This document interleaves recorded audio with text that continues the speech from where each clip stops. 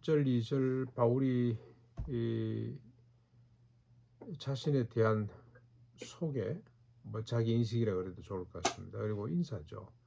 디모데 전서는 바울이 로마 옥에 있을 때 디모데에게 보낸 첫 번째 편지입니다.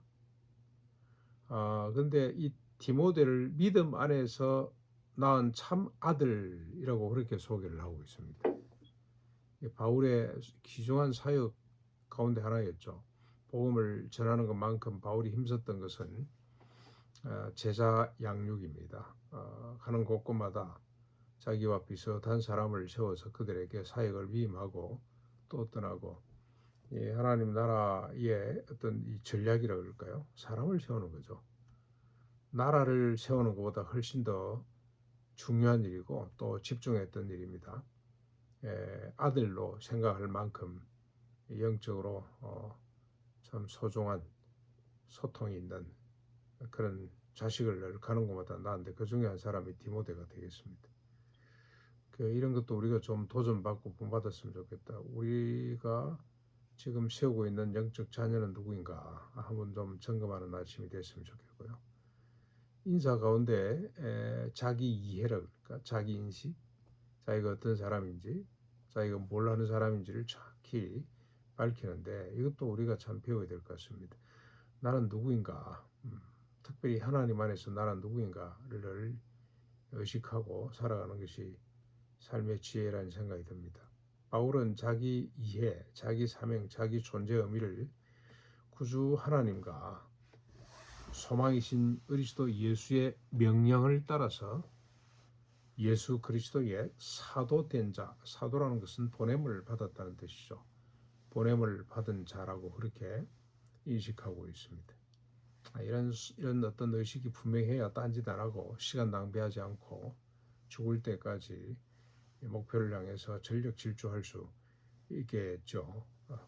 그리고 이제 인사하는데 바울의 인사법이죠. 늘 바울은 이렇게 인사합니다. 성부와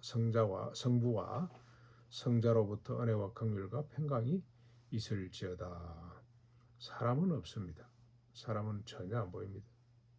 축복에도 보이지 않고 축복받아라고 하는데도 보이지 않고 오직 삼위일체 하나님, 삼위 하나님의 이름으로 은혜와 긍휼과 평강, 출세라 성공이라 돈 많이 벌어라 그게 아니고 하나님께로부터 공급되는 은혜와 긍휼과 평강이 있을지어다.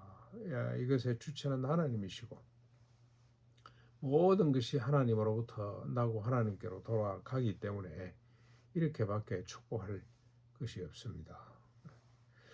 이것도 우리가 늘 의식하고 우리 자녀들에게 또 이웃들에게 이런 복을 많이 빌었으면 좋겠다는 생각이 듭니다. 3절, 4절, 3절부터 이제 편지의 본론이죠. 당부합니다.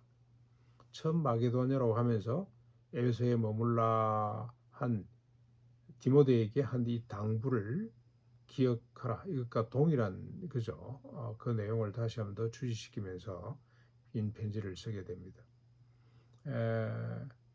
그에게 에베소에 머물라 하면서 당부했던 내용이 뭡니까? 사람들이 다른 교훈과 신화나 끝없는 족보에 몰두하고 가르치지도 못하도록 그렇게 당부를 했는데 이거 잘 지키라 이 말이죠.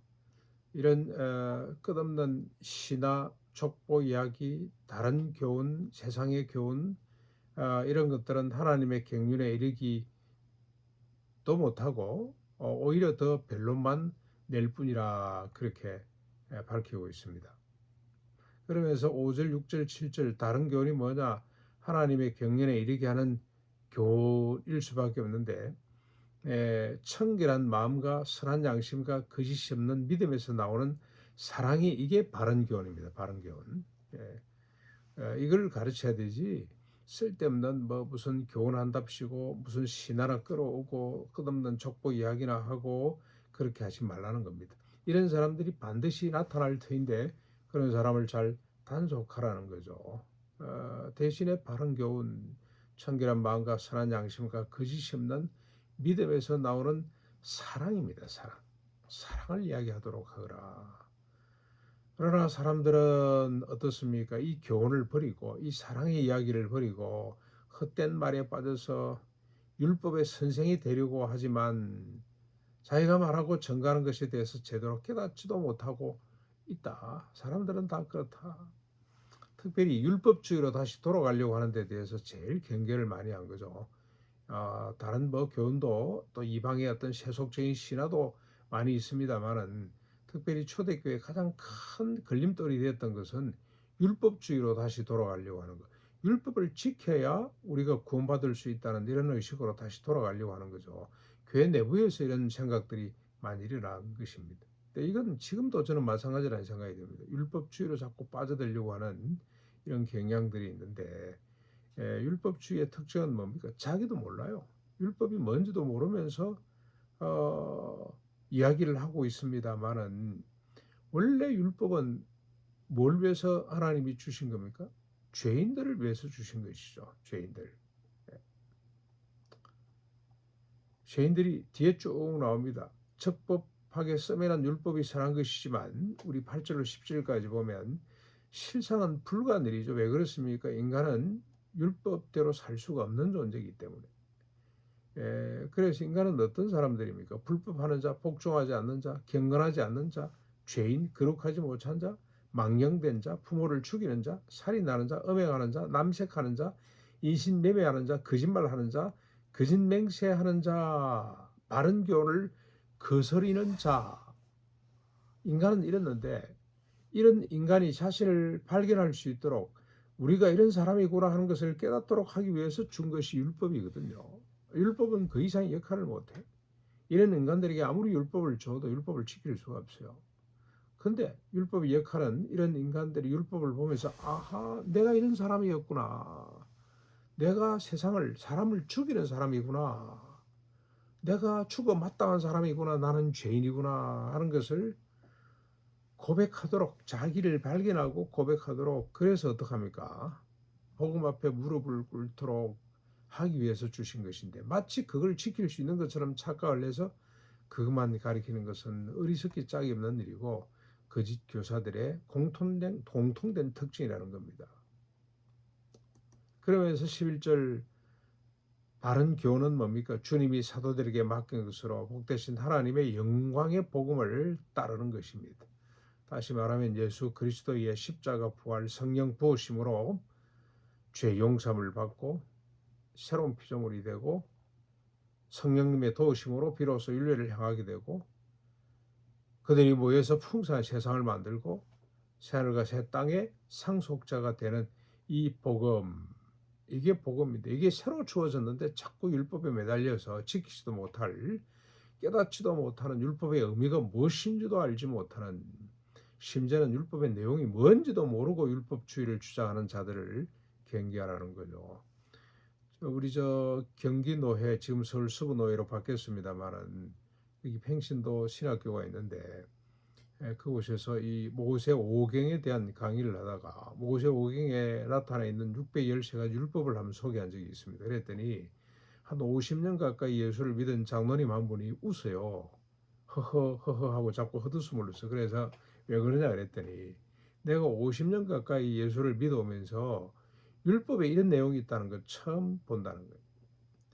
그냥 읽어가면 안 보여요. 근데 율법이라고 613가지를 별도로 빼내서 정리를 하니 자기가 처음 보는 게 너무 많고 듣지도 보지도 못했다는 게 너무 많다는 겁니다. 깜짝 놀라더라고요. 율법, 우리가 그동안에 율법주의에 많이 매달려 있었는데 그렇게 율법을 강조하면서도 정작 율법에 어떤 내용이 있는지는 잘 몰라요. 그저 그냥 몇 가지 아는 것으로 전부라고 생각을 하는데 아닙니다. 613가지를 전체를 다 알아야 됩니다. 그래야 하나님께서 뭘 의도하셨고 그래야만 인간이 얼마나 무능한 죄인인지를 깨닫게 되는 겁니다. 그래서 율법을 넘어서 복음으로 나아갈 수 있게 되는데 복음으로 갈 수 있는 통로는 좌절이죠.